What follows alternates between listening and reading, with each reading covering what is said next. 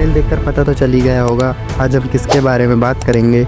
इस वीडियो में मैं आपको बताऊंगा रतन टाटा सर की कुछ ऐसी बातें जो आपको ज़रूर पता होना चाहिए। वैसे तो उनकी कहानी एक किताब की तरह है, जितना पढ़ोगे उतना सीखने को मिलेगा। सबसे पहले हम बात करेंगे उनके बचपन के बारे में। देन हम बात करेंगे उन्होंने कैसे 1991 में टाटा कंपनी को बंद होने से बचाया था। देन उन्होंने शादी क्यों नहीं की।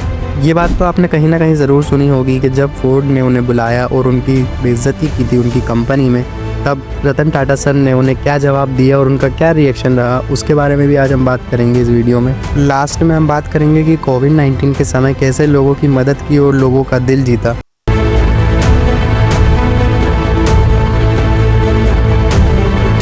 चलिए तो अब हम बात करते हैं उनके जन्म की।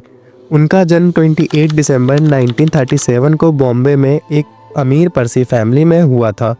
उनका पूरा नाम रतन नवल टाटा था। अमीर फैमिली में पैदा होने के बाद भी उनकी ज़िंदगी उतनी आसान नहीं रही। कुछ कारणवश 10 साल की उम्र में ही वो अपने माँ बाप से अलग हो गए और रतन टाटा सर और उनके भाई को दोनों को उनकी ग्रैंड मदर ने पाला। यह उनकी लाइफ का पहला इमोशनल स्टेटबैक था। वही नानी उनकी लाइफ का सबसे बड़ा इंस्पिरेशन बनी। उन्होंने सिखाया इंसान की वैल्यू उनके बैंक बैलेंस से नहीं, उनके कैरेक्टर से होती है। बचपन में रतन टाटा सर शांत, सिंपल और सेंसिटिव थे। उन्हें खुद के ही घर में इमोशनल स्ट्रगल फेस करना पड़ा, लेकिन वह गिरे नहीं, टूटे नहीं, बल्कि और स्ट्रॉन्ग होते गए। लोग समझते हैं कि रतन टाटा सर अमीर घर से थे, इसलिए उन्हें सब कुछ मिल गया होगा, पर सच क्या है वो मैं आपको बताता हूँ।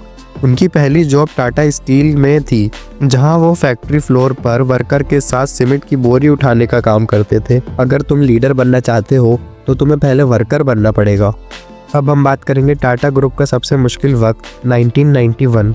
1991 इंडिया के लिए भी और टाटा ग्रुप के लिए भी दूसरी आज़ादी जैसा साल था।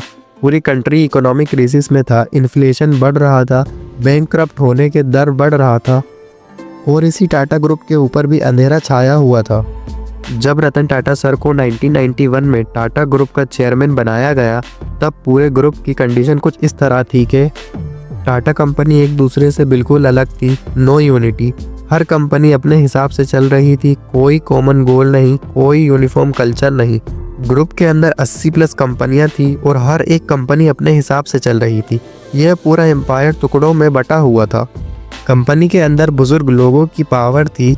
रतन टाटा सर जब चेयरमैन बने तो उनका सामना सबसे पहले बुजुर्ग लोगों से ही हुआ और इन सब लोगों को रतन टाटा सर का विजन बिल्कुल पसंद नहीं आया। वो लोग कहते थे ये लड़का नया एक्सपेरिमेंट करेगा और कंपनी को डुबा देगा। उस समय टाटा ग्रुप का नाम तो बड़ा था पर प्रॉफिट बिल्कुल नहीं हो रहा था। नाम बड़ा, काम छोटा। 80 प्लस कंपनियों में से बहुत सारी कंपनियां या तो लॉस में थी या कुछ भी कंट्रीब्यूट नहीं कर रही थी। ओवरऑल ग्रुप डाउनफॉल डायरेक्शन में जा रहा था। टाटा मोटर्स, टाटा स्टील और ताज ग्रुप के अलावा कंपनी के पास कोई स्ट्रॉन्ग ग्लोबल आइडेंटिटी नहीं थी और उस समय बड़ी बड़ी फॉरेन कंपनियां इंडिया में आ रही थी, जैसे कि फोर्ड, मर्सिडीज, सैमसंग। कंपनी का जो कंपटीशन था वो स्काई हाई होने वाला था। अगर टाटा ग्रुप ने खुद को मॉडर्न नहीं किया होता तो फ्यूचर में दो चीज़ होती, या तो वो टेक ओवर हो जाती या धीरे धीरे मार्केट से वनिश हो जाती। और फिर उस कंपनी में एंट्री होती है रतन टाटा सर की। रतन टाटा सर ने जब चेयर संभाली तो पूरे ग्रुप में एक ही बात चल रही थी, ये लड़का कैसे एम्पायर चलाएगा।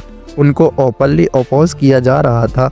बोर्ड मीटिंग में उनकी बात को इग्नोर कर दिया जाता था, पर रतन टाटा सर ने एक ही बात बोली, हम सिर्फ नाम से नहीं काम से टाटा बनाएंगे। और फिर उसके बाद रतन टाटा सर ने कुछ गेम चेंजिंग डिसीजन लिए। फिर सबसे पहले रतन टाटा सर ने टाटा ग्रुप को एक अम्ब्रेले में लाया।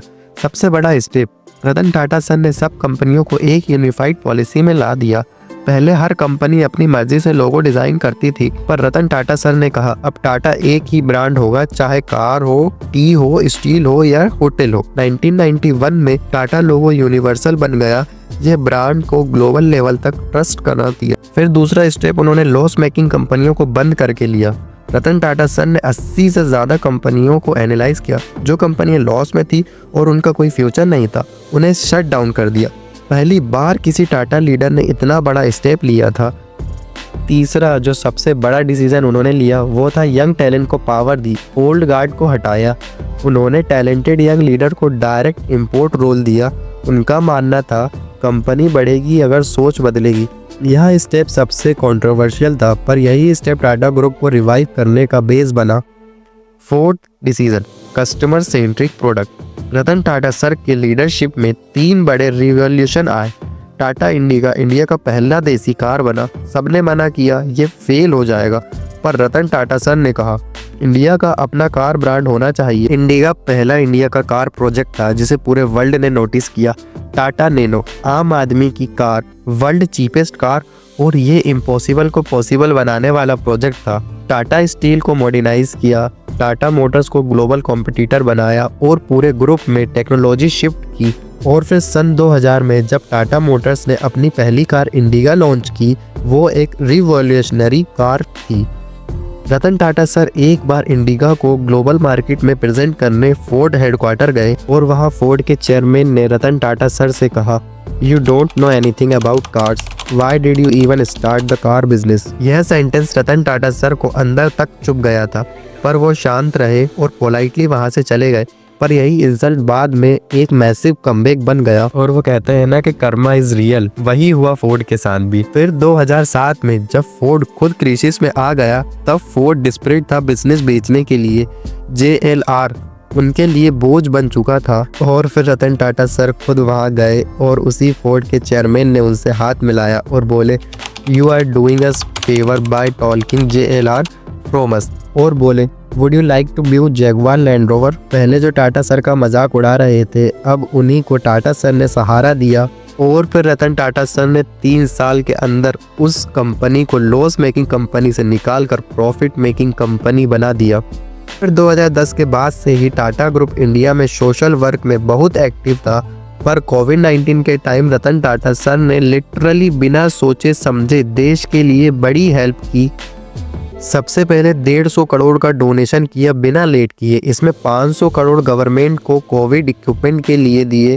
बाकी amount Tata trust and Tata group के थ्रू हॉस्पिटल में वेंटिलेटर्स, PPE किलर्स और इमरजेंसी सपोर्ट में लगाया गया। उस समय पूरे देश में सारी कंपनियों का डाउनफॉल चल रहा था, तो सब लोग अपनी अपनी कंपनियों से एम्प्लॉयज़ को निकाल रहे थे। पर रतन टाटा सर ने अपनी कंपनी के सारे एम्प्लॉयज़ को फुल सपोर्ट किया। और Tata digital and Tata communication ने इंटरनेट एंड टेक सपोर्ट दिया ताकि वर्क फ्रॉम होम स्मूथली चल सके। कोविड-19 के पीक पर रतन टाटा सर ने एक मैसेज दिया, this is the time to stand together and help the nation, not to think about profit. और अब हम बात करेंगे उन्होंने शादी क्यों नहीं की। जब उन्हें उनकी पसंद की लड़की नहीं मिली, तब उनका मन कभी वैसा कनेक्ट दोबारा फील नहीं कर पाया, इसलिए उन्होंने शादी करने का डिसीजन छोड़ दिया। चलिए तो अब इसके पीछे की कहानी जानते हैं हम, क्या था क्या नहीं। जब रतन टाटा सर अमेरिका में जॉब करते थे, तब उन्हें वहाँ पर एक लड़की से प्यार हो गया और वो लड़की को भी उनसे हो गया। दोनों शादी के लिए रेडी थे और लाइफ एकदम परफेक्ट चल रही थी। फिर एक दिन उन्हें फैमिली इमरजेंसी के चलते इंडिया वापस आना पड़ा। उन्हें लगा कि वह लड़की भी कुछ टाइम बाद इंडिया आ जाएगी, पर 1962 में इंडिया चाइना का वॉर हो गई और लड़की के फैमिली ने उन्हें इंडिया भेजने से मना कर दिया।